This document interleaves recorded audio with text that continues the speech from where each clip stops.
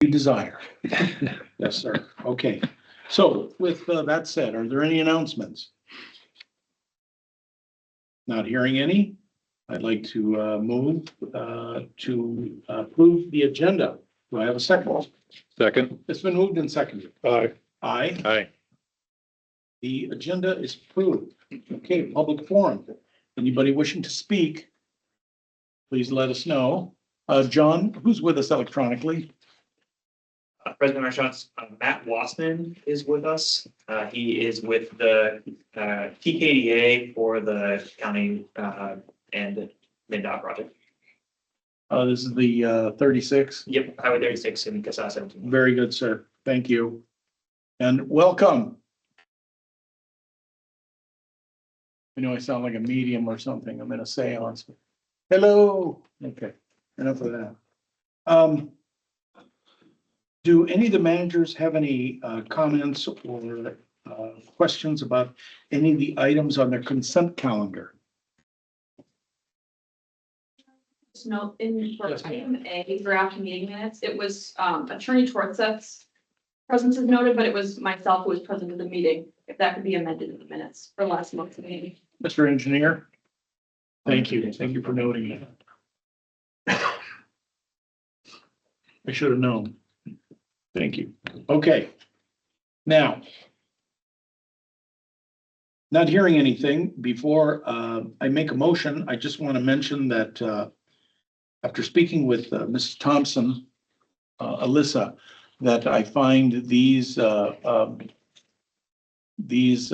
permits more complete and exactly what some of the things that I like to see. So I please thank her, and I sincerely appreciate her efforts. This is nice, down to the scientific names of the plants. You can't beat that. Okay, not hearing anything, and with the correction already made for the draft meeting minutes, I would like to make a motion to approve the consent calendar. Do I have a second? Second. It's been moved and seconded. Vice President? Don, it's okay. Oh, I'm sorry. Aye. It's okay. You're making a scene. You didn't say aye. He did. You did say aye? Yeah. Now I'm making a scene. Aye, Aye. it is approved. Thank you, You're John. normally not this smooth.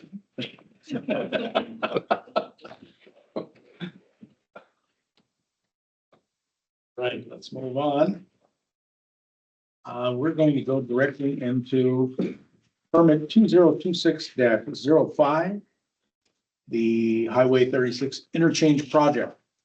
So, Commissioner, if there's anything you'd like to add or say at any time, please let us know. Okay. John, could you lead us into this? I have a couple of questions. Go ahead, sir. Mr. President, there's a permit review memo in your packet, and Josh Phillips led the review. It involved several people from Water, looking at the flood levels, the hydrology, the wetlands, but Josh can give you a summary. Okay, sir. Yep, President Managers, this is a permit before you for, as noted, the Trunk Highway 36 in Casas 17 interchange. But essentially, the county is leading this project in partnership with MnDOT and both cities. They have noted Valley Road Watershed District as a partner for this as well. At a high level, it includes it's about just under 70 acres of land disturbance, of just over 5 acres of new impervious, and 12.7 acres of fully reconstructed impervious. They're putting in 5 new ponds, 4 infiltration basins, and then there are a number of flood inundation areas within this so watershed. So I noted that as well. At a high level, we've worked with them for quite a while over much of 2025. TKDA and Alliant are leading the design for this work. They submitted 60%, 90% and 95% plans at different points throughout 2025, and we had provided comments on each of those submittals. Ultimately, it's a challenging area to work in. Yeah. But we've worked through a number of the things with them to ensure that they're in compliance with the district's rules. We have a few outstanding comments, you'll see in the suggested site comments. Most of those are related to just the complex hydrology of this watershed, so there's lots of small landlocked basins, lots of flood areas, and so we actually worked with them to use the district's H&H model to kind of confirm the design. And there's just a couple, final tweaks that need to be made to the plans, otherwise they're in compliance with the district's rules. So we're recommending approval with the conditions noted. Very good, sir.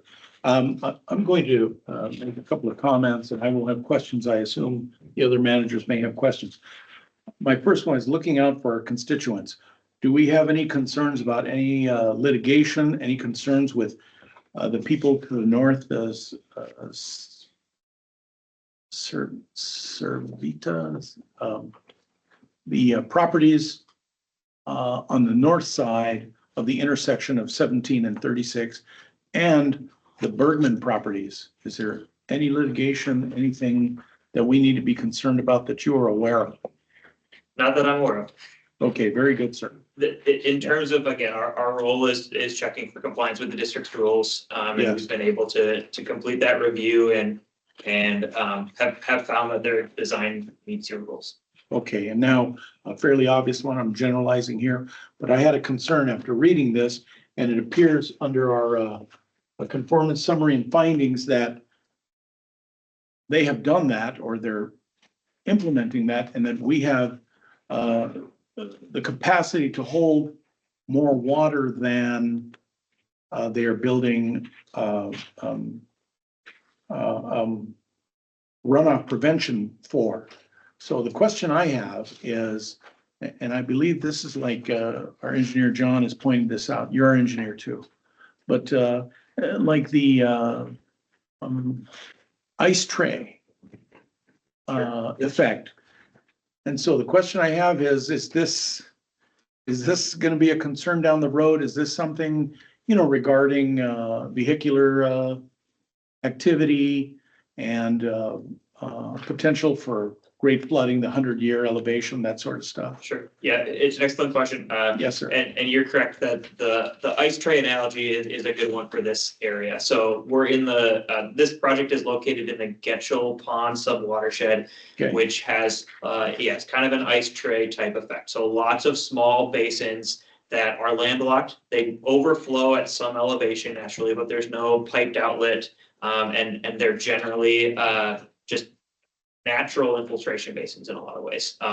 There are some wetlands as well, but so it's a complicated area because as they do this project, there are a number of those that they have to fill in order to construct the project. And so we checked to see if they were providing equivalent flood storage and things like that. But it is even more complicated. So actually what originally occurred is the applicant submitted a more simple model, HydroCAD, if you're familiar with that, which was primarily just looking at their corridor.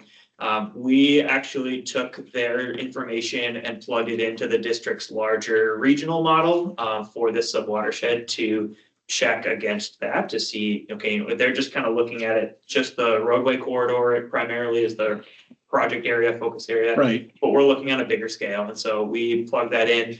And based on that analysis, we did find some issues. And so we have worked with them, kind of iterated with them a little bit. So I said, there's some problems here. Could you potentially upsize this pipe, and kind of worked through some of those iterations with them to the point now where we're at, where pending the suggested site-specific conditions that we recommended, they would address all of those concerns for the ice tray type function of this subwatershed. All right, and then one more, and I understand this in your diagrams, but if you could verbalize how this is going to look. Is there going to be an underpass, an overpass? Yeah, and I can show you on the screen behind you if it's helpful. Yes, sir. Let's see which way. I mean, I understand that, but if there's an underpass, do we have to worry about capturing or removing floodwater, as an example? Sure, yeah. Yeah. So if you do see the screen behind you, we're starting on the far left. So the north-south road on the left side here is Keats, and then Highway 36 is what's going left to right or east to west. So there's the addition of a new frontage road on the south side of Highway 36. There is this on and off, they're not ramp, but on and off turns here just to the west of Lake Elmo Avenue, which is Short the bridge. more major road. Right. Highway 36 will go over the top of Lake Elmo Avenue. And then that, the frontage road that is gonna be new is continue to construct, is gonna end at a cul-de-sac off to the right. On the north side, that frontage road that's currently there will stay in place, but there's, as you can see, some extension of the road reconstruction work. Are these roundabouts on 17 here? North and Those south? are not, those are just signaled interchanges or Okay. intersections. Yeah. And there is, so first, a little bit of perspective, there is quite a bit of flood inundation areas here. I'm gonna go to a slightly different figure here just to kind of show some of that. All of these hatched areas are the flood inundation areas. And so there is a lot of flood storage in this, in the vicinity of this project. Okay, And we worked with them through all of those. You can see how if you just looked at the roadway corridor, there's a lot more going on outside of this in terms of water resources. And so that's where we were able to use the larger regional model for the sub-watershed to evaluate their designs. very good, sir. All right, Did I answer your questions? you did Okay. indeed. Thank you. Mr. Brock. Well, I'd just like to thank Bar for doing a very thorough review. I looked through this quite carefully. I thought you guys did quite a bit of work and did a nice job. Yeah. It was, yeah, absolutely important. Vice President Pereira, sir. No, I just echo, usually when we see a permit that's not on the consent agenda, it's because it's problematic, but that's not the case here apparently, so I think Josh just wanted it in there so he could strut his stuff a little bit. Yeah, like a regular peacock, did you? Very good. And I would like to make one final blanket statement that aimed at our commissioner who graced us with his presence. We will make every effort to be involved to help the county, to help you in your mission, and to be of service with everything that we do. So again, yes, sir. No, Mr. Chair, we appreciate that. We appreciate the work that Bar Engineer has done on this particular project. It's an important project, both for the state and the county. As you talked, we are in the process of land acquisition. The major one was the church there, and we were successful in negotiating and acquiring that piece of property. And if as you looked at the map, that frontage road, that the church property was very critical to that frontage road. So, and had we not been able to acquire that, I think we would have had even more impacts to the floodplain. And the areas that were talked about here. So, but we are in the process of acquiring the other properties there. Or Tiva, I think. And there's, I think, 20-some properties that our staff was in the process of acquiring as part of this project. You mentioned the development to the north there within the city of Grant, and Yes, the county staff held quite a number of open houses. The final design is something that's supported by both the city of Grant and Lake Elmo. So we're pleased to have that support, from both of the communities. very good, sir. I hope I'm not out of line, but what do you suppose this is gonna cost us taxpayers? Obviously there's a significant amount of cost associated with it. We don't have the costs on property acquisition yet, the total costs, but I'm confident that the state and the county and then the two municipalities are going to figure out a fair cost share project. So Oh, good. the amount that it'll cost you will depend on, how much the city of Grant picks up, how much city of Lake Elmo picks up, and more importantly, the total cost the state will be picking up on this particular project. So. Very good, sir. And also, we're so gracious that there'll be no permit fees, so. Yeah. Yeah. Okay. Thought that would help. Well, this seems quite complete to me. So, with nothing further from the managers, Mr. Inspector, is there anything that you might like to add? Any commentary on this matter? No, I I just think, like he's an I would astute leave that individual. to our engineers to comment on, Very good. you know, I think it's great that infiltration can be used.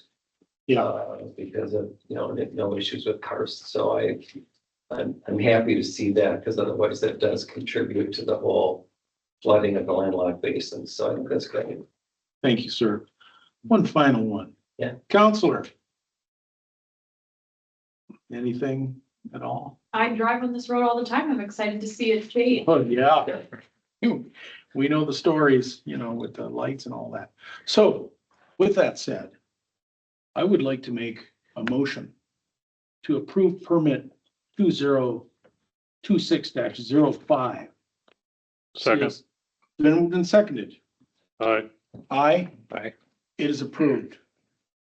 Thank you all. Thank you for your efforts, gentlemen, and everybody else. Commissioner, for attending. Thank you. Pretty simple. If you'd like to hang out for the rest of our show. You've got some watershed-based implementation funding here on your agenda that I'm interested in as well. Okay. So, Okay, so I thank you. So let's move on to our next item, which is going to be the Valley Branch Watershed District Structure Mitigation Bid Recommendations and Agreement. I have a couple of questions here, but for the most part, we're to award a bid. Okay, Me to lead you into it? please. President Marshall, managers, so throughout 2025, you have worked with a variety of property owners on Legion Pond in Lake Elmo, and then one property owner on Sunnybrook Lake up in Grant Right. for purchase of homes that are in the floodplain.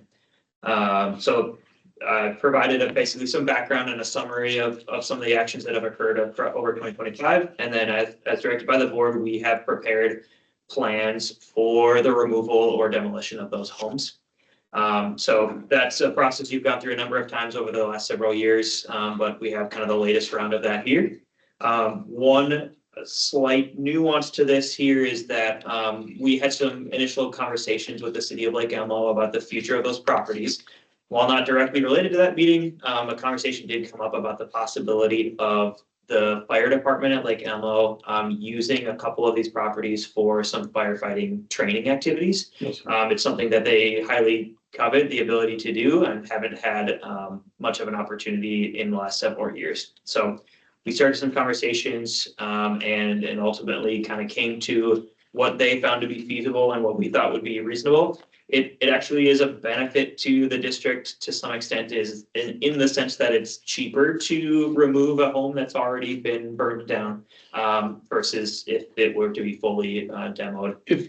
if I may interrupt you on something, when the home is burned down, and I've done my little pyrotechnical stuff in my backyard in the past, it was legal, that there's residues that still have to be removed or demolished. So does that, regardless of what the fire department does that still command the same fees that the erected structures do? So there's a number of steps that occur. Okay. The contractor that you would hire will do some abatement of any hazardous materials. That's the first step. That'll also happen before any of the fire training activities. And then they would either demolish the homes in place, or the fire department would use them for training and burn them down. In either case, the contractor would remove all of the debris from the site and restore it, smooth out the grades, revegetate the whole site. And so it would just be a grassed open lot at the end. And they were on the sewer system, so we don't have any septic tanks or anything to remove, as far as I know. Not at the homes in Lake Elmo. There Okay. is a septic for the home up in Grant. Okay, here's another weird one. So this is gonna be one fun weenie roast if they do this sort of thing. And I certainly would like to attend to see it. But the concern is for any, and this is just to be on the record, any concern for toxic fumes or any smoke or anything that the other neighbors should be concerned about. And I assume it's their responsibility to notify everybody about what they're going to do. So they're gonna have that covered, so. Sure. Yep, President Marchand, managers, the agreement that is enclosed in the packet here for, the firefighting training activities does cover most of that, or all of that, I should say. So Okay, the Lake Elmo Fire Department would be responsible for all of the appropriate notices, Right. notifying neighbors and any required, entities. There is a very, I want to say stringent process that they have to follow to do these types of activities. And so, the fire department will be following all of those requirements. I can't remember if it's a state requirements, but they have their own policies they have to follow, and that's all been written out in the agreement that it's their responsibility to do that.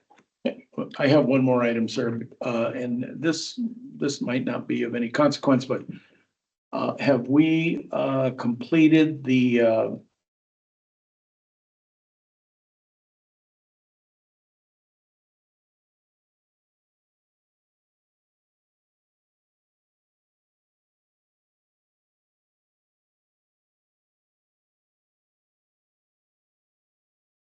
process until the demolition company arrives? Yeah, my understanding is that most of the stuff that has been requested from the homes has been removed.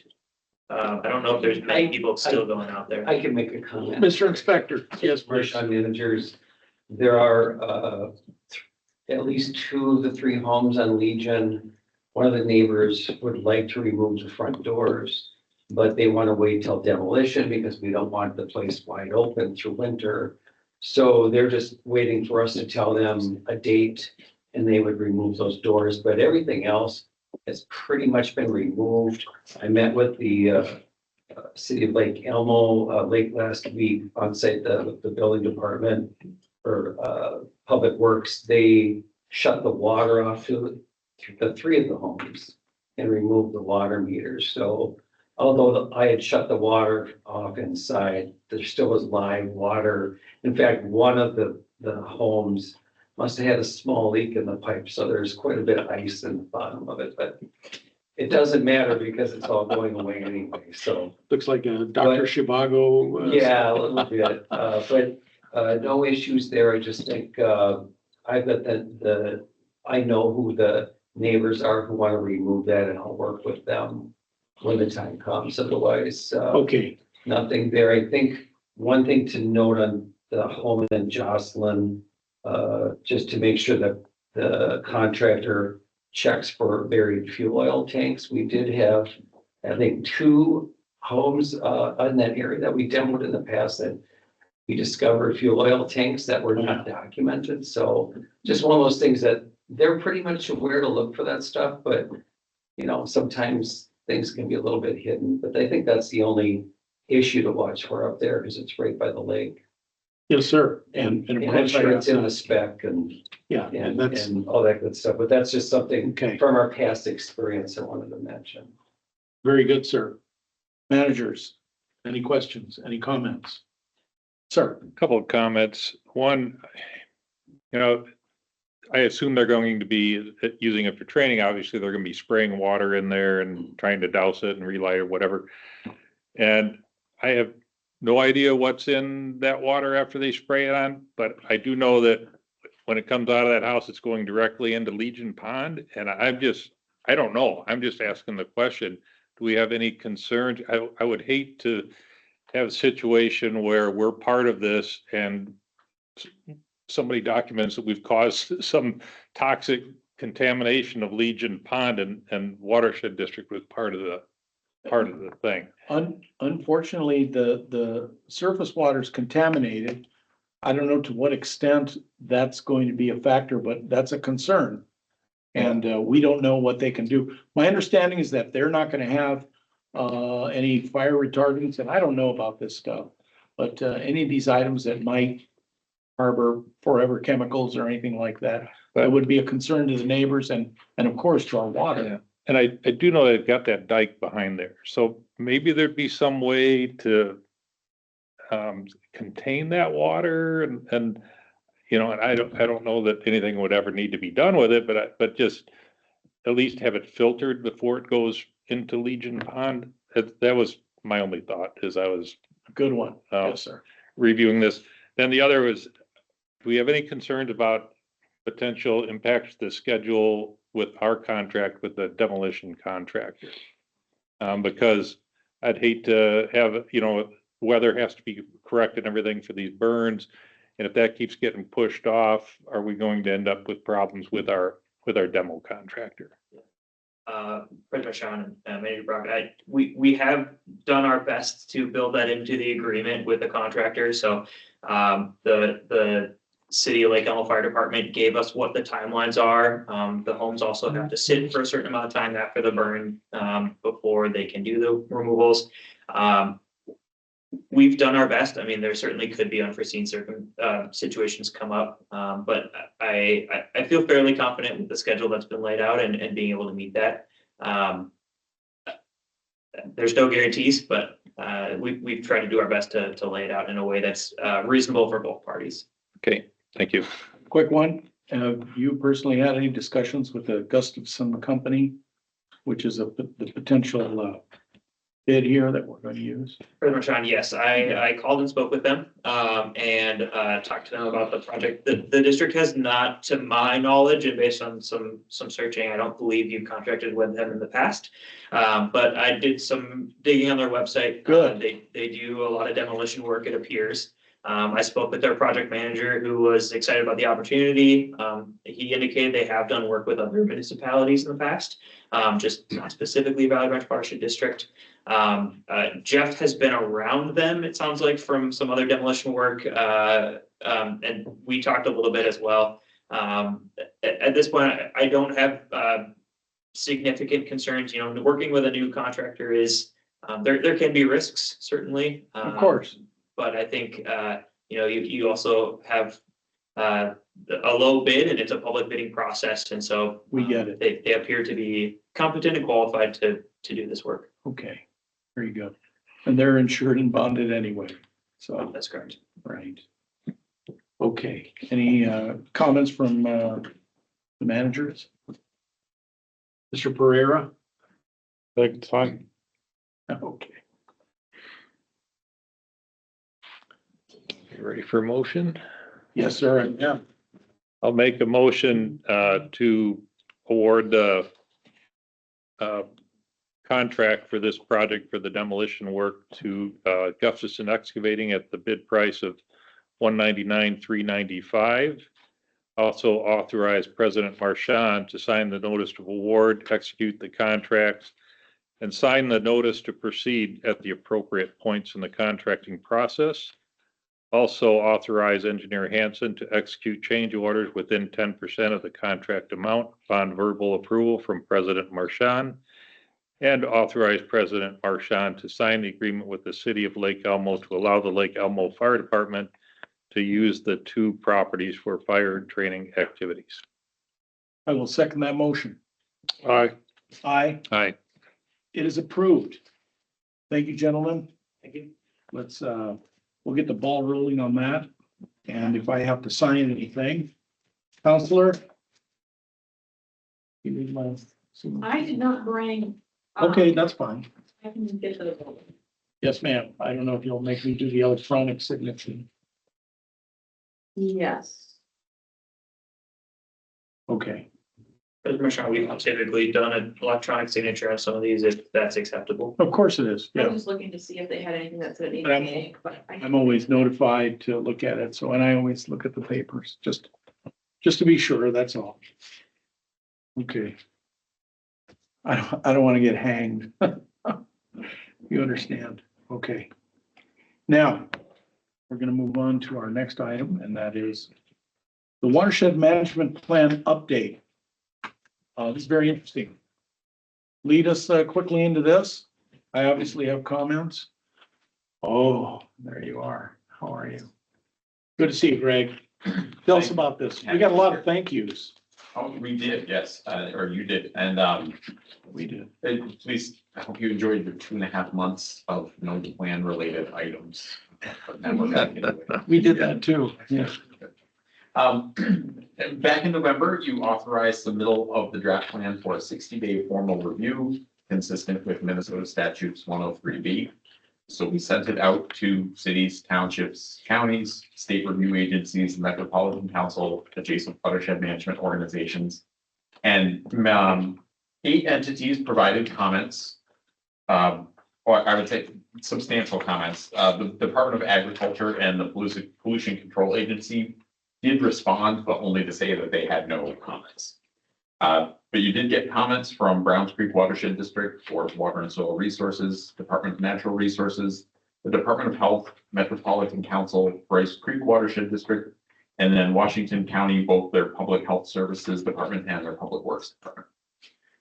As you noted, a lot of those comments were thank yous or appreciation or noting things that they were happy to see in the implementation program or among the goals. So out of the 119 what I would call discrete comments. And I should also mention that some entities like Department of Health and Bowser provided like a table with like, this is the page number, this is the topic, this is the comment. Others provided just a letter, and so there was a little bit of interpretation of like, is this statement really a comment? Is it not? So there's a little bit of interpretation there.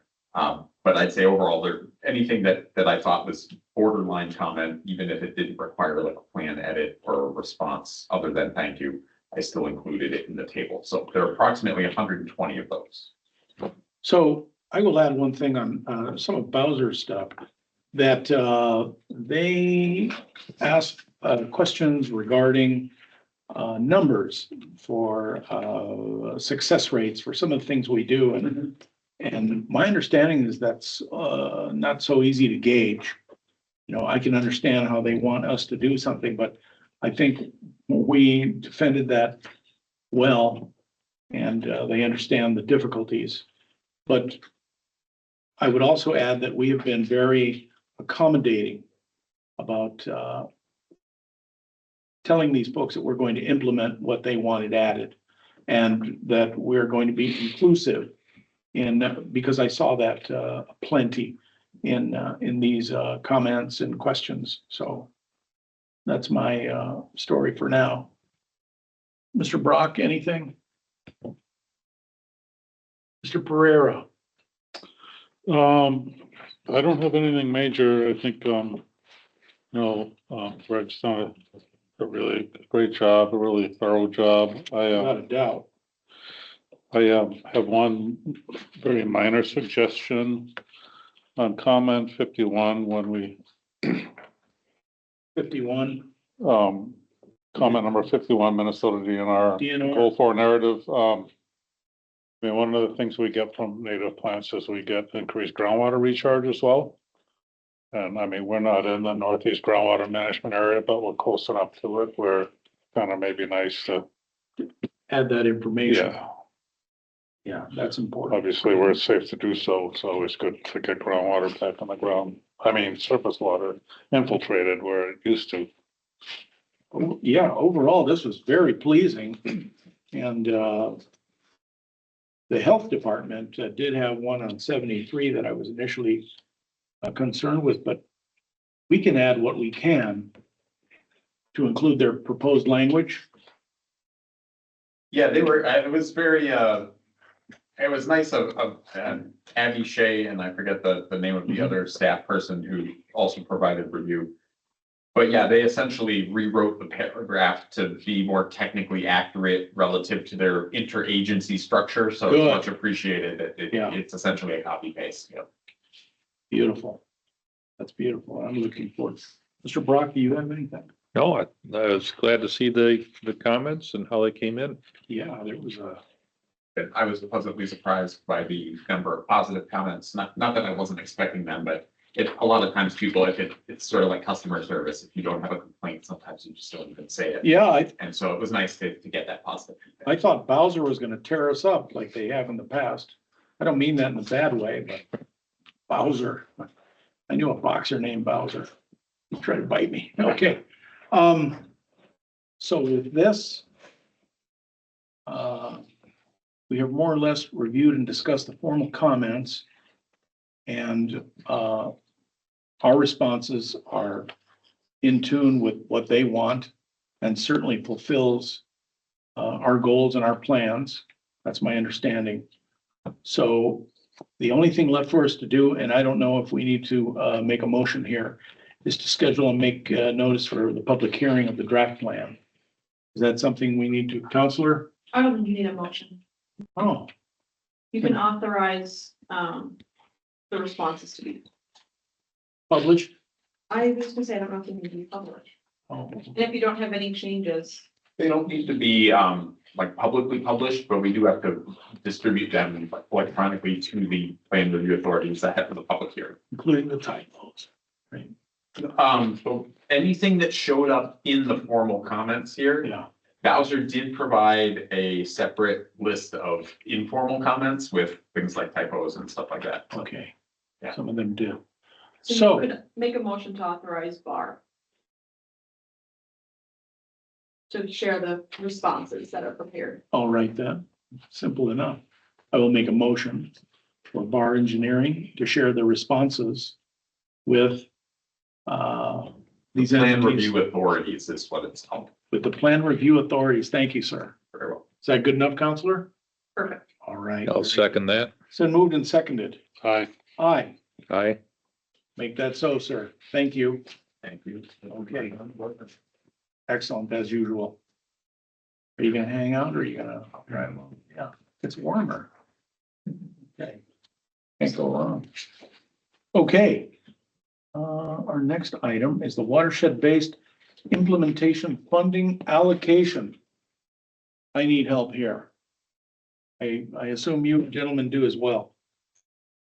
John, what's going on? Yeah, Mr. President Managers, it's a complicated topic and there's a permit or a memo in your packet and I can try to introduce that and answer questions.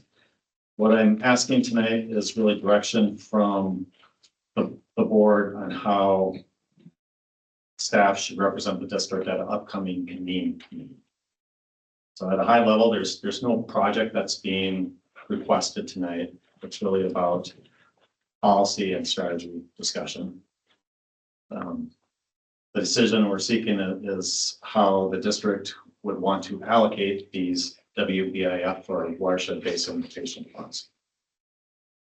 Specifically, if we should continue to do what's been done the last several cycles where you decide to pool them to the larger Lower St. Croix One Watershed One Plan group, or if you'd like to keep some of them for the metro area. So in brief, that this is all coming out of the 2008 election where you decided to some of the tax money goes into this fund, the Clean Water Fund. And at first, all the money would go to competitive grants. And then the state came up with a pilot project, and now it's a full-blown project of this watershed-based implementation funding. So some of the money still goes to competitive grants, and some of it goes to watershed-based implementation fund. To make it even more complicated, some money goes to metro planning organizations, and some money goes to the larger One Watershed One Plan.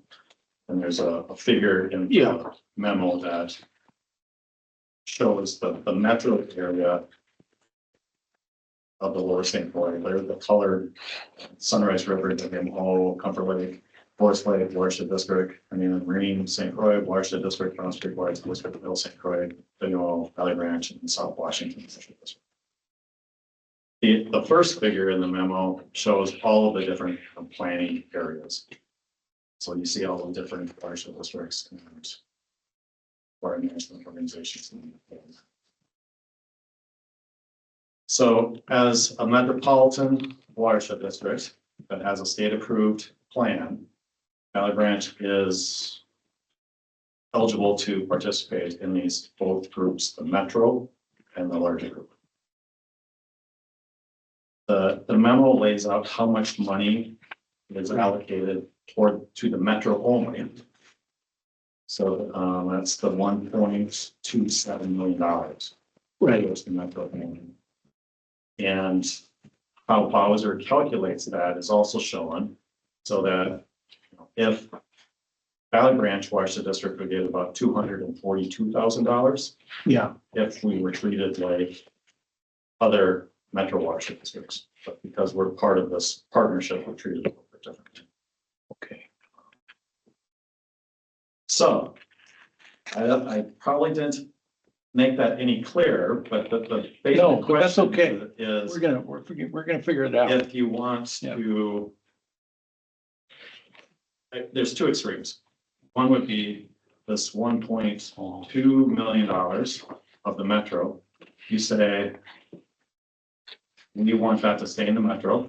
And we even want 242,000 of that to stay in Valley Branch Watershed District. The other extreme would be, we want to continue doing what we've done the last 3 cycles and send all of this metro money to the larger One Watershed, One Plan partnership, and then it can be distributed based on that plan and that the partnership has. One thing maybe worth noting is that partnership plan does not include individual projects that Valley Branch has considered high priority. For example, the Downs Lake Water Quality Improvement Project Right. is a high priority for Valley Branch. I was thinking but- about But that. it's not eligible for funding through the partnership. Okay. So we understand that. But in sharing this information with the managers, it seems like the one watershed plan is all inclusive in that we're gonna help more constituents than our particulars, and at this point, you seem covered. No? Yes? I saw a head shake. I think he's shaking from technical difficulties. Oh, good. We lost the agenda here. Okay.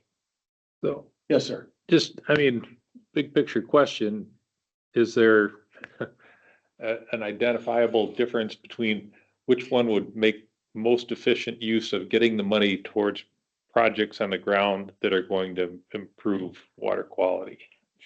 You know, just going to the metro or going to that larger? Is there a real obvious choice of which one would be more efficient at getting the money where it needs to be for benefits? I don't think efficiency is necessary. There is an efficiency difference. It's just about whether to fund local projects with some of this money or to fund more regional projects, because the partnership money, that's going to benefit the St. Croix River, Right.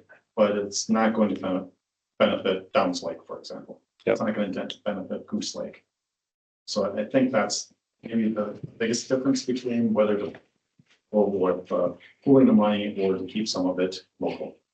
This thing that's in the back of my mind is here in the metro area, we're fortunate. We've got this tax base and we have a good budget compared to some of the more rural watershed districts and people trying to implement projects in more rural areas. And maybe it makes more sense as far as getting environmental work done to put it into that larger Yes, picture. sir. I mean, it might not be the best thing for us from a dollar standpoint, but as far as getting work done that benefits the environment, it might be better in my mind. I don't know. The cost per pound of phosphorus Right. removal is going to be cheaper farther away from. That's what I'm getting at. That's what I'm thinking. And so, That's a big one. And we more or less allocated funding for our projects like Downs Lake, and as far as I know, we're doing well there. And so, it's like again, using the analogies, the ice cube tray, and we can help people up the road, and things roll downhill. You may have heard that one before. That this is going to benefit all of us, and with increased urbanization, we want these outlying communities, properties to help us. So that's my mentality on this. Sir? Yeah, my thoughts are, I think that may be similar to Manager Brock's, and that is, yeah, it's always good to see public tax money like this spent where it's gonna help the most, whether it's here or Sunrise River, wherever it may be. That said, do we have specific projects here in Valley Branch where maybe they've been a little bit outside of our reach that we could use help on with implementation money? The one that I'm thinking of that's pretty intractable is our bacterial impairment in Valley Branch and Kells Valley Branch and Kells Creek. My understanding is that we have more or less handled that. In that as things come up. But we're now engaged in erosion control. In those areas. So as they come up, we try to implement repair. Or Is there more to do? I mean, I don't, there will be, there always is, yeah, as right. far as I know. Yeah. Mr. President, managers, Engineer Phillips has been working with Melissa Thompson at Washington Conservation District to Mhm. work with landowners to implement some erosion control projects in the Kells Creek area stabilization projects. And Valley Branch, those projects aren't quite shovel ready yet, but eventually we could apply to the partnerships to receive, to perhaps funding. receive funding through the partnership to implement those programs. Same with a septic system project, although the state has some rules on what you can and cannot do regarding septic systems and bacteria, so I'd have to double check that, but there might be some opportunity to use partnership money. Oh, So that's a fairly simple way to rephrase this. Are there projects we're gonna apply for a competitive grant from that we could potentially fund with a direct allocation from implementation money? Eventually, I think, yes, not in the next year. Okay. It's probably a 1 to 2 years out on the shorter term. Some of the conversation with property owners take time. Sure. Unfortunately. Understandable, yeah. and we are gonna be spending some money on some projects coming up this year regarding infrastructure, so. Great. We've got our hands full. I just want to add one other little item regarding these, I don't know if it has any bearing on, engaging in erosion control in, the Afton area. Those projects, my understanding, have to be attacked piecemeal. Because when you get equipment and all that stuff in there, it seems like you're making a bigger mess. You know, to prevent something and, Sure, yeah, President Marchand, so the project that has been identified as something that is likely 1 to 2 years out on the shorter term, but it could be more depending on what we hear back, is along Kells Creek, and it's a fairly large reach of stabilization. I think it's somewhere on the order of 3,000 feet of stream restoration and stabilization in that area. But because of that length, it does cross 6 property owners or something like that, and so yeah. you know, getting all of those property owners on board is a challenge, and helping them understand the benefits and, you know, obtaining easements through that reach. There's some challenges there. So that's what we're working on, but you're correct. When we do these projects, we do want to make sure we're doing enough of a project that, well, we don't want to go in and disturb more and cause problems. Right. We want it to be a restoration and a stabilization project. It's helpful to have them be a size that's worthwhile and there's a clear benefit to it. So we are attacking and going after those projects where it makes sense, Very good, sir. or recommending that you do so. I don't know if this requires a motion, Counselor, but we can direct Bar to follow through with what we all said. yeah, just to summarize, I understand that the managers are in agreement to continue to pool the money, the metro money with the non-metro money. And basically have a partnership decide the best use of the money. Correct. And That's my thought, be a team player at that, yeah. And historically, that's what we've been doing, right? The last 3 cycles or so, yes. I mean, Commissioner Marin might have some comments. Sure. Council. Please. Thank you, Mr. Chair, and I appreciated Manager Kara's leadership, really, quite frankly, on the Lower St. Croix Policy Committee when you were on the South Washington Watershed District.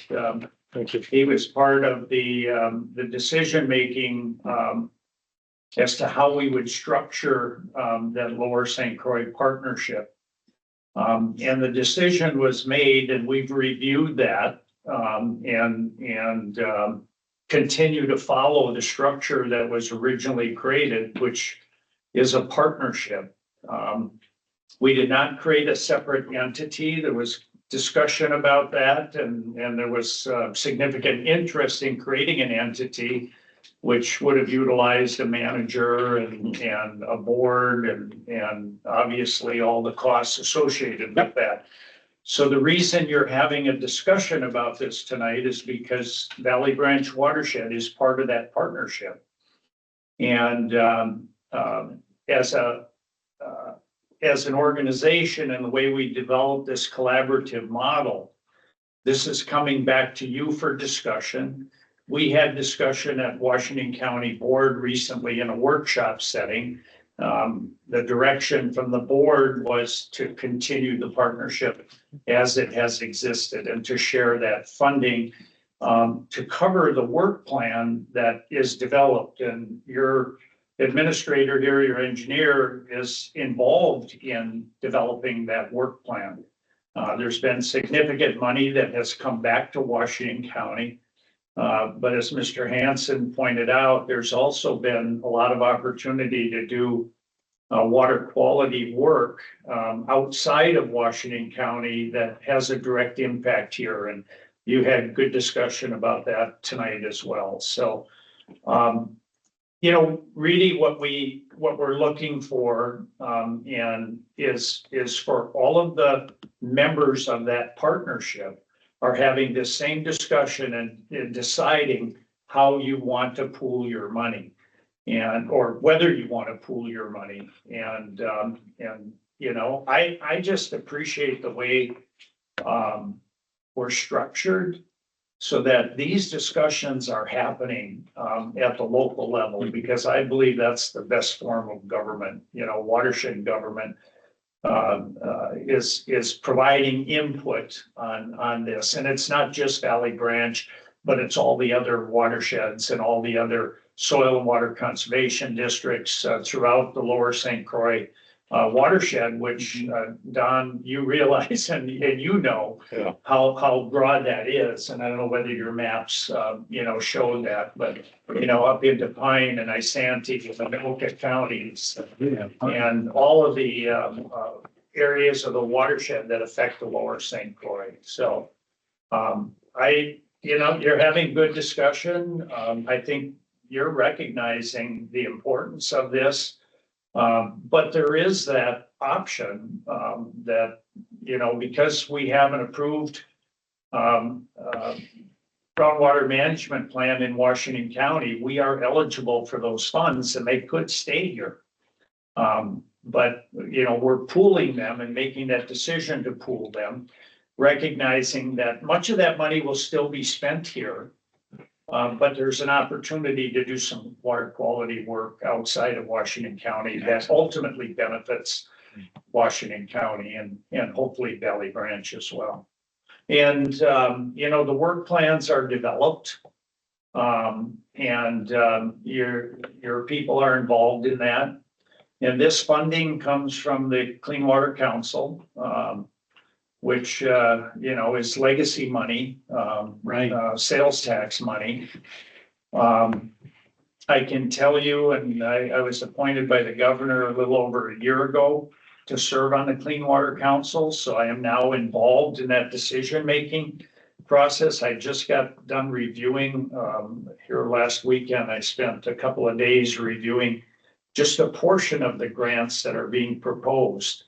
And we haven't dealt yet with the watershed-based implementation funding, but everything I've heard from members of the Clean Water Council that have been there a lot longer than I have, they really recognize the value in the watershed-based implementation funding. And I think, you know, we will probably see a large portion of the funding going to that. And it amounts to a little over 300 million a year, a biennium. So about 150 million per year that gets distributed by the Clean Water Council. 150. Four grants that are being proposed by Bowser, the Met Council, the DNR, the individual grants for programs. And the Clean Water Council reviews those, determines where the funding should go, and makes that recommendation to the legislature, which ends up having the final say as to how the Clean Water Council funds are being spent. So it's a significant process. As I said, Don, served with me on that for a period of time, along with a lot of other representatives throughout the lower St. Croix, and provided leadership. But I just so much appreciate the structure. And I appreciate the fact that we recognize that, as you pointed out, Mr. Chair, the water flows from the high point downstream, and it ultimately impacts us. And so spending money up in Chisago County is probably something that we can get a lower cost than removing phosphorus and provide a broader base benefit. So I still am chairing the Lower St. Croix One Watershed, One Plan, and we're seeking this input from all of the partners so that we know which direction we'll be moving. When I was serving on the committee, the policy committee, Doug Odegaard was there from Pine County, and I knew Doug because he served on the Fishery Oversight Committee for the DNR. I think I had selected his application at that time. And I felt a bit naive, but I was really shocked at how little resources Pine County had for doing water quality work. Yeah. So that really speaks to making sure we share the pot. So people like Doug can now have resources to do the work that's gonna benefit everybody downstream. So. Yeah, in a general way, I've spent some time in Pine County recreational activities, and it's my opinion that they do need help. And Mr. Chair, I believe you are the representative on the policy committee now for the Valley Branch, and you attended a meeting or two. I know, I think you may have attended virtually here more recently. Yes, sir. Yeah. But the organization is really working well together, and I think part of it really stems in the fact that we all recognize that broader picture and are willing to share resources to do good work in the area of water quality. And I just commend you for the open discussion you've had, and Thank you. and the direction you seem to be moving with this. But we will, and we are looking for formal direction from Valley Branch on how you want to, and whether you want to pool that money or keep it, within Washington County. Well, I could tell you I'm susceptible to flattery, but the truth is that I think that's the right thing to do, and the managers agree. There's no doubt about it. So I think, similar to Washington County, and we had a workshop discussion about it. And that'll be coming to the county board, likely on a consent agenda for approval. I don't remember what the timeline is, I think, and how often you meet, but we will be looking for that decision in a timely way, so that the policy committee, has that information. Mr. President, Managers, Commissioner, there's a convene meeting that was just scheduled yesterday for the end of March for all the Metro representatives to get together and talk about how they would like to help. okay, simple enough. Am I attending anything? No. Not that one. Okay, John keeps me abreast of that. That's when we talk about, or when Mr. Hansen talks about the convening meeting, all of the organizations that are part of this partnership have staff leadership that are providing input. And that's where that input is being provided.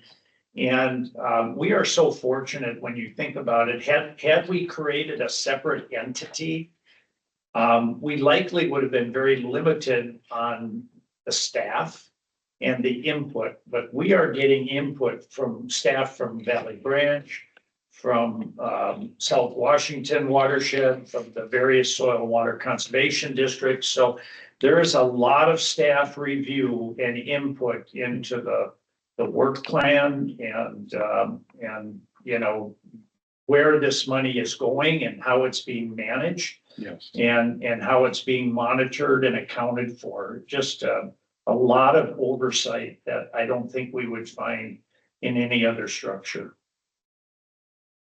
Can't disagree with that. All right. Thank you, sir. Thank you, Commissioner. Anything else? Gentlemen? So, John, Mr. Engineer, paraphrase what we were gonna do. The board supports pooling the money with the partnership. Okay, simple enough. That's all we need to do at this time.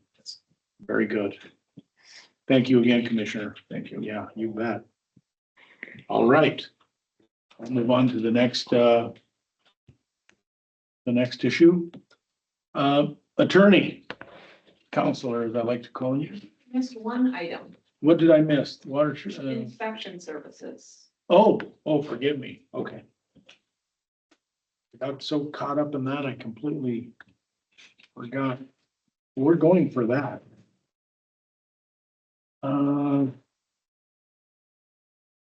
If I have that. The one page memo near the very end. You of just the passed it. I saw it. Mm. You- Back one, you had some notes on it right there. Isn't that it? And it said, this is for Jeff's, What is it? Yeah, that's what it is. It's for Jeff. oh, Yeah, that, oh. Well, yeah. okay. So I've got a couple of things here. Thank you for helping me. The inspection services role. So this has to do with Jeff. Right? Yeah. Okay, The So the question is- the irreplaceable Jeff. he is, Can't he really is. He knows how, he knows how to replace him. Because no Suppose one's I- lining up for that. our permit applicants, he knows how to talk to people. Yeah. So this is real simple.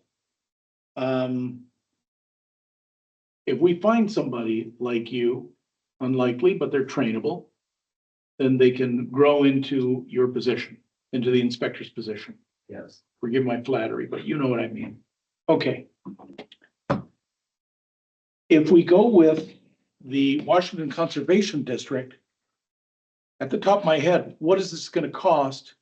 And how much different is it as opposed to what we've been doing with Jeff, our inspector? In other words, will you be contacting them to send them out to something, a particular hotspot, or a schedule of things that they're required or will be required to look at? Mr. President, so just backing up a little bit, we've advertised for the inspector position since Yep. mid-December. Mm-hmm. We had a deadline of application by February 5th, and we received no applications. So I reached out to Jay Riggs at Washington Conservation District to see, do you have staff capacity if Valley Branch Watershed District would want to contract with Washington Conservation District on this? I also reached out to Ramsey Washington Metro Watershed District because I have in-house staff that do inspections and ask them the same question. And I made it clear to both entities that the managers have made no decisions. I don't know which direction the managers would go. I just wanted to understand if it's even feasible to contract with either entity. Okay, So when Ramsey Washington Metro said they really don't have staff capacity this year to help out Valley Branch Watershed District. okay, Jay Riggs at Washington Conservation District said he asked a lot of follow-up questions about, budget and time commitment and that sort of thing, which I responded to, and he said that they're going to have an internal meeting to think about it. So it's Okay. not clear to me if they have capacity or if they would hire to meet our need or not. In the response from Ramsey Washington Metro Watershed District, they suggested that we reach out to the University of Minnesota, the folks that put on the training that Inspector Brower has attended a few times, because they have a list of people that have gone through that training, and they could send the application information to that list. And we didn't do that We didn't do before? that before. Okay. So I guess my question tonight is, would you like me to continue to advertise and look for individual contractors? Or would you like to spend my energy working more with Washington Conservation District to see if they have that capacity to do it? Or to- Okay, if I may on this one, we could certainly find out from Mr. Riggs what they have available. So that'll go back and forth. While that's happening, depending on how that taxes your resources, time, we can continue looking for folks, advertising for Mr. Brower's position, and contact the University of Minnesota. That shouldn't be too big a deal. Okay. To ask them, and even further, I mean, how many other entities do you think we can contact that might produce somebody or have somebody who's interested? All the communities in Washington County were notified of the Okay. need that we have. I can follow up with them again. One thing was, we Yeah. were doing this in December, holiday season, so some of that stuff gets lost or people get busy, they're not really looking for a position.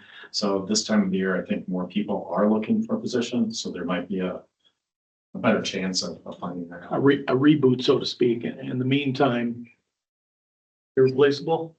He'll, If I may make a comment on the Mr. Brown. Conservation District. Go ahead, I've been sir. working side by side with them over the last couple of years, as you might be aware, that they are contracting for the city of Woodbury and Cottage Grove to do their inspection services. So we cross paths quite a bit. They have excellent staff, excellent training. Aaron DeRusha is the trainer. He's actually one of the trainers for the University of Minnesota on erosion control. And so he manages that staff. So they do a nice job.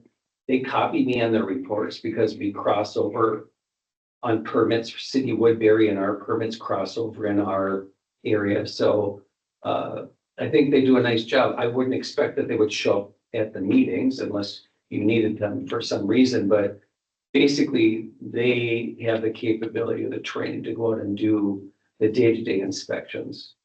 So Right. just from my experience working with them, I've gone to the pre-construction meetings with them. I've met them on site where we've had issues with a site. And so I find that, they're great to work with. So I just want to make that comment that, they do have the skill set. Whether they have the capacity is a different question, but is the skill set there and the training there to do it? Yes. so would you be interested in talking to anybody there? And Well, I sharing. think John has been talking to them. you have? I think to create rigs. Yeah, Mr. President, Oh, I reached out to Jay yeah, Riggs, but I thought it the was- district manager, and Yeah. Aaron. Oh. Jay responded, Aaron didn't Okay. respond. Got He's it. copied on all the correspondence. Okay,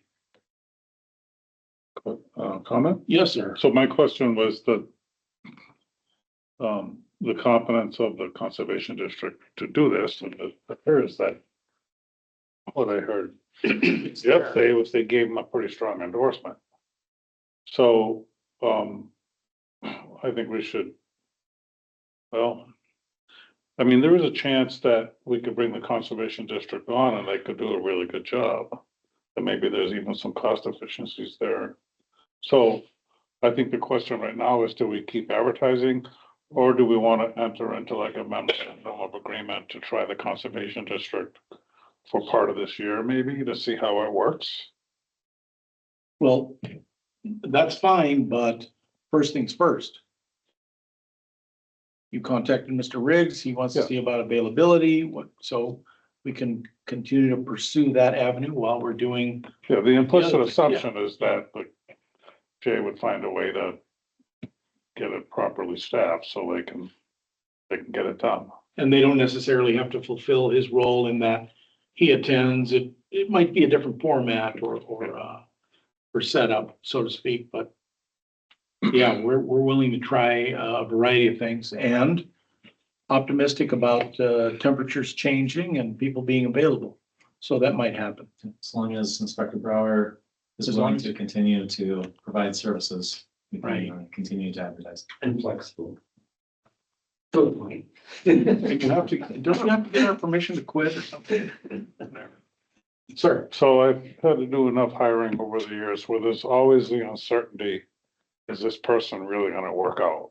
They look good on paper, but you know, what's below the surface that you don't see? And maybe, depending how the conversations go with Jay, maybe the conservation district could be resources together that would lower the probability that we yeah, they would. hire a They would. person that's not gonna work out, and so. I think they would because that's what they do. So, And they're going to manage that person and those services. And the reports will be fully visible to Josh and to John Hanson. So they're already using a similar inspection method that we do with electronic availability. So yeah, they Very oversee similar. this. And it gets reported to us, so something's gotta work. So, One more question. sir, How much time do you work? well, this time of year, there's really, there's not really much going on other than Yeah. home demolition stuff.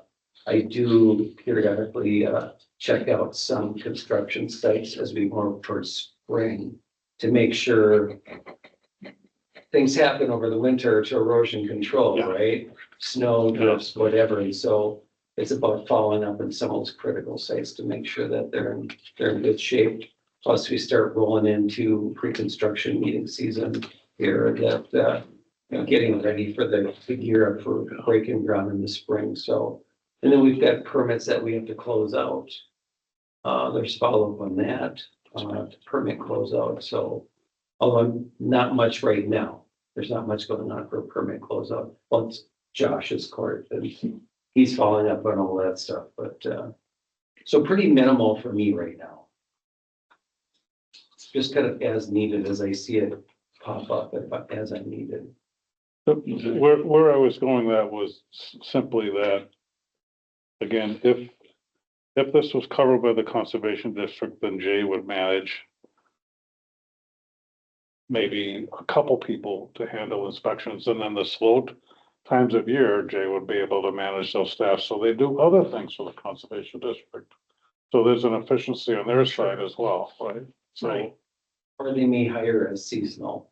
It's possible. They do hire some seasonal Yeah. people.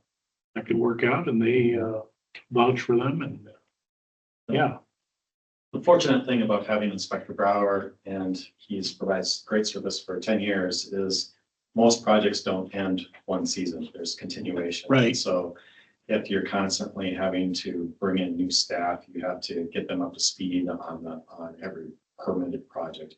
Whereas we've benefited by Jeff's memory from years to year. right. We'll, again, bumpy road perhaps, but we're gonna do what we can because we're losing, yeah, so. 10 years already. So we said 10 minutes. I think so. Pretty close. Wow. Okay. All right. So at this point, you have your So- direction. What I hear the manager saying, you'd like me to continue to work with Jay Briggs to see if One, that yes, is feasible. Two, to continue to advertise the position Sure. and notify Valley Branch communities and county that there is a position open. And three, to talk with University of Minnesota to see if they could notify the people that have been certified through the program. that sound good to the managers? Yes. Okay, then, Thank you. make it so. Thank you, sir. Okay. Glad I didn't forget that one, hey, Counselor? Now you're up. Now it's up. Okay. What are you gonna do to us? I work with the district insurance representative, to put out feelers for potential insurance coverage for the properties that were acquired. 7 companies were contacted, 5 of them declined, 1 of them has submitted a quote, and that's what you have in front of you tonight. The insurance representative indicated that she expects another quote to be coming in the near future. She wasn't sure how soon that would be, but she thought it was worth presenting this one to you tonight, and then I'll send the next one to you when we receive it.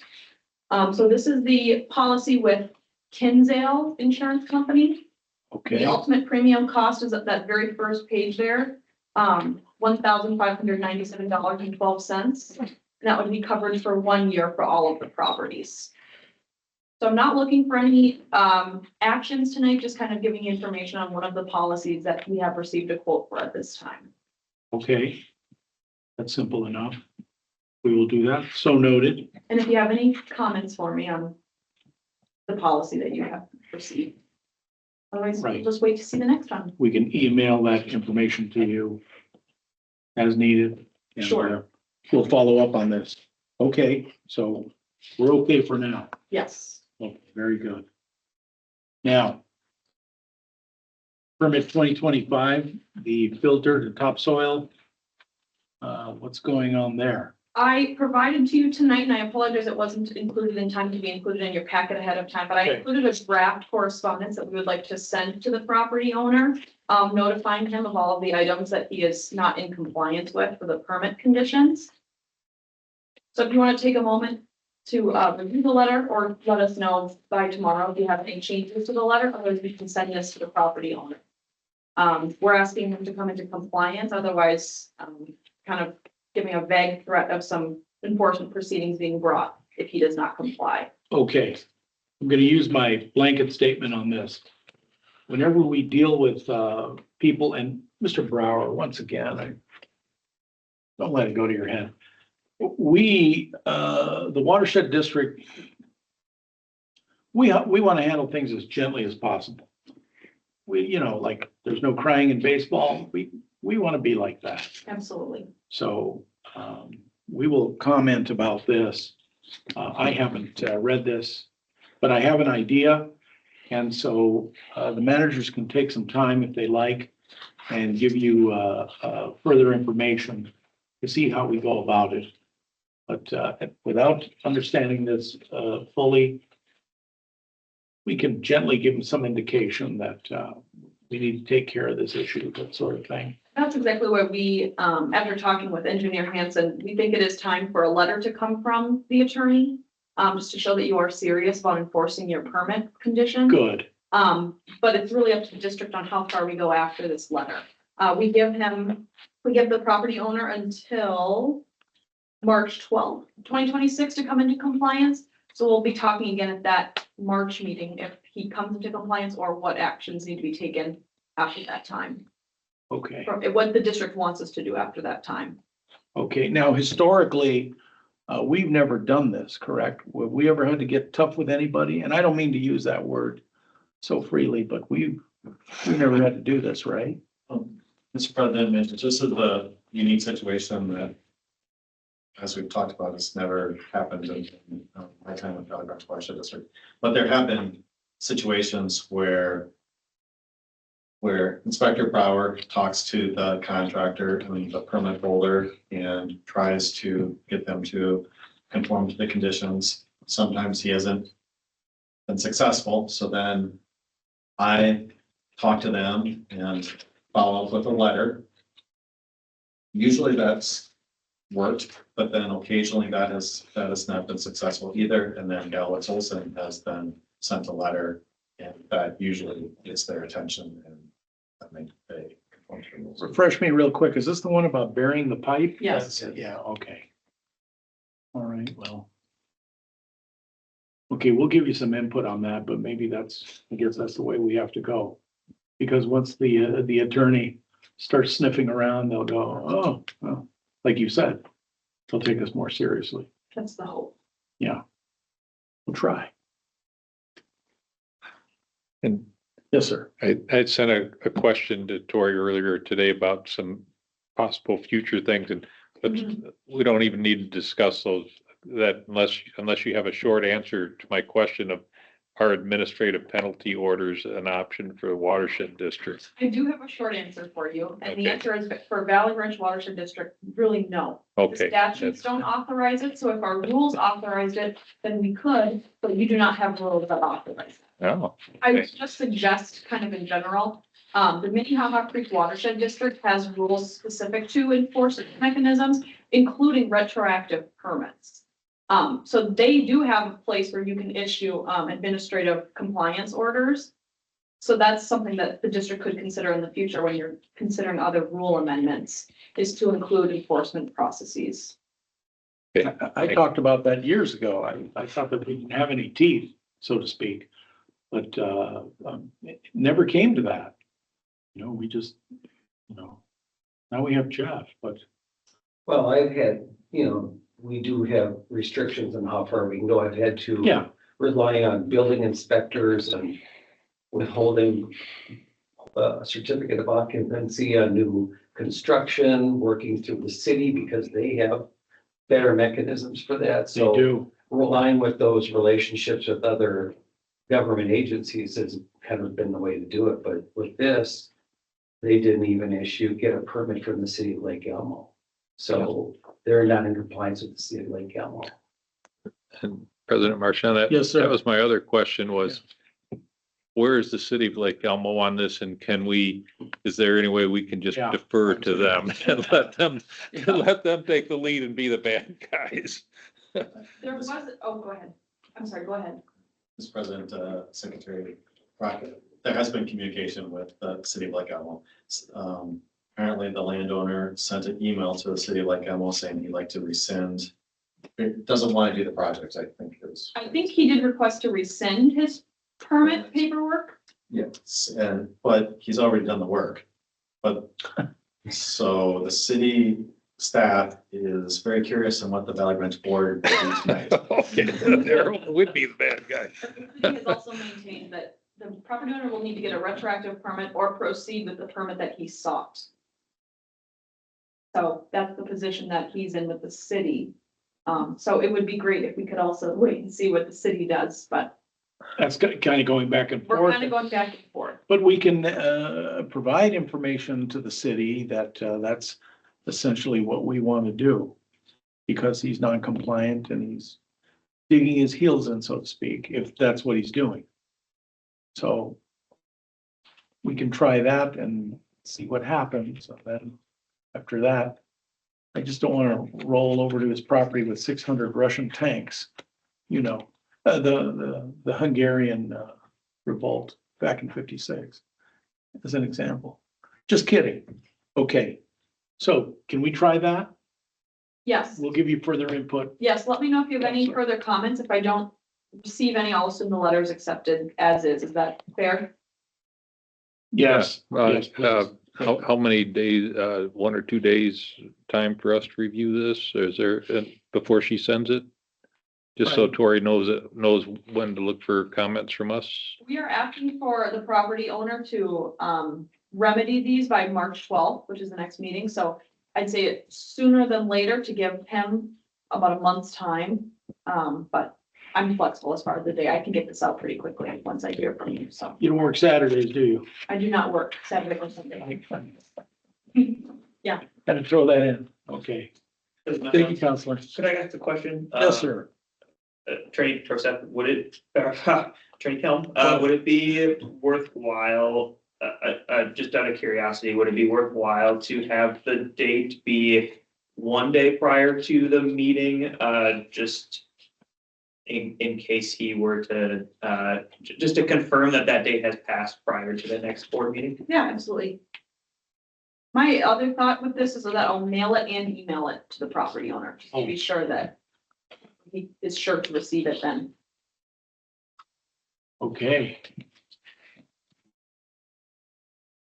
So we're squared for now. Yeah, any other comments at this time on that property? No, Counselor, you're doing just fine. Thank you. Thank you. Thank you very much. Okay. That's squared away for now. Mr. Inspector. I do not have anything tonight for the board. You said plenty. I said it up. Thank you. Thank you. Your input. Your input has always been appreciated. All right, the next item, managers. Do the managers have anything? Mr. Pereira, regarding, Just to do a check-in on where we're at with our, the Minnesota Watersheds legislative event. Is there still, is any conversations with, I was thinking, we teamed up with Karen Kill last year. Should we talk to Karen and or John Loomis? So, Yep. Mr. President, Vice President Pereira, I did reach out to all the adjacent watershed districts, so. yeah, Nick Zach at Bryce Creek, Karen Bell at Crown Creek, Don Loomis, South Washington, and Ken Carson's at Ramsey, Washington Metro, to see if they'd be interested in meeting with our common elected officials together. And I received responses from all of them saying, they hadn't really planned to meet with any of them because they don't have any specific request.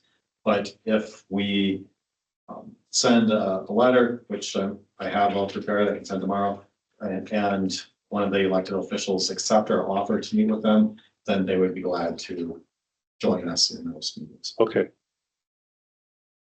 I would request that our administrator move forward with that letter.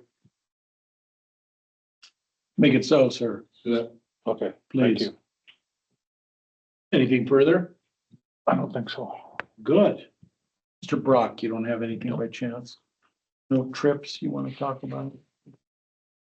Sometimes they talk about the trips they take and they're awfully exotic. Yeah, these guys all go to these exotic international places and I go to Iowa.